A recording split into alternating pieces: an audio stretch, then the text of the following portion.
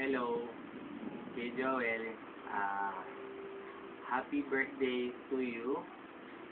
And you have more birthdays to come. And seeing forward sa pag-uwi nyo. Sana ingat kayo and regard sa iyong family. And then, this is Asi. Ito na si Asi. Ganito na siya kalaki. Ikaw na. Hi, Tito Joel. Happy birthday. Sana po mag-ingat kayo sa pag-uwi nyo. Excited na po ako pumunta sa Palawan